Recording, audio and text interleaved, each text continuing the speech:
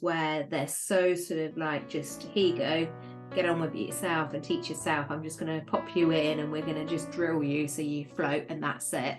And then, as you say, sort of like, you know, here you go too, and I'm going to stick so many floaties on you because I need you absolutely safe. It's like, it's a fear-based sort of like, but then hang on a minute, what about the transition? What about what's happening in between?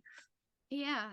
Yeah. And then people will ask me, is it hard to teach babies? And I said, no, it's easier to teach babies. It's harder to teach you when you're older, because then you've learned a fear, or you've learned a wrong way. And to me, it's very hard to break someone and then teach them a new way, and then they have to go through the whole muscle memory and the process of, when they want to kick.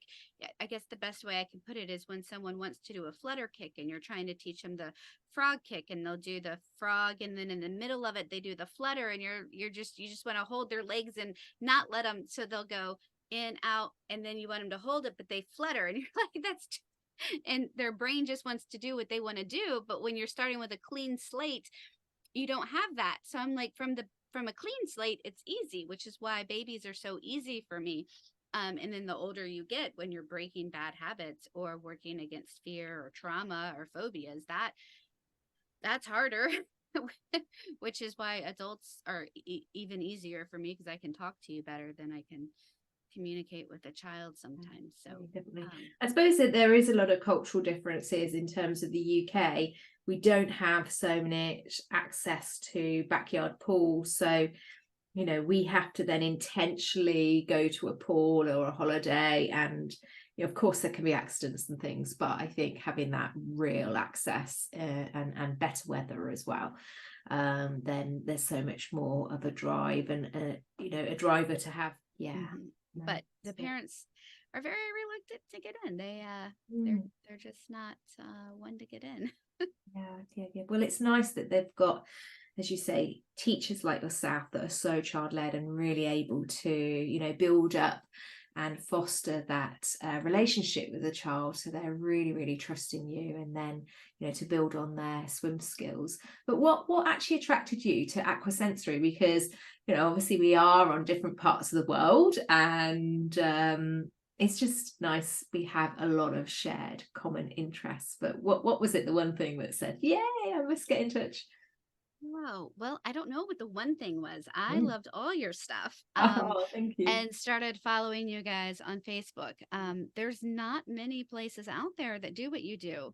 So I would have to say, just Aqua Sensory in general. I would say all of aquatics is sensory, and I don't think a lot of people pick up on that. So my background with swimming lessons, or prior to that, is I worked in early childhood development. So we did a lot of small motor skills and then sensory work. And so I think that's where I get my fondness for teaching the preschoolers, because I mean, that's what they're learning at this stage. And I don't think a lot of the swim teachers come from my same background. So when you kind of merge those two worlds together, I said, oh my gosh, she's onto something here. So I just adored everything you posted, liked it, shared it, saved it, check marked it. And then when I was searching for what I was searching for, people kept referring to you. And then I found out that you would do tutoring, and I said, oh, yes, this is exactly what I need. But I still love all of your stuff. So, but there's no one doing what you do. Yeah, I think it is, for me, there is obviously a lot of different programs out there, and the focus is on learn to swim, but Aquasensory is that child development program to really understand, as we know, you know, with our chats, we've said, what is going on in the brain and the body of the child. Let's, you know, yes, their age is important milestones, but actually let's go down to the individual child. What is going on? How can we support them? Let's use sensory developmental play, but in obviously the right way. Yes. So there are a lot of gaps in swimming. So it's nice that you've noticed that, to fill those gaps and to really understand our little ones in the pool. Definitely. Yeah, I'm going to be that way. Always want to do her own thing. Yeah. I think it's one of those things that understanding children, their real personality, first of all, and their preferences is definitely the key. And time's going to be that factor, isn't it, that's going to help understand that little one, really. But yeah, certainly if children need a little bit more of a softer introduction and a little bit more play, just so they feel really comfortable. And then, I mean, we've got to remember that a stressed brain can't learn. So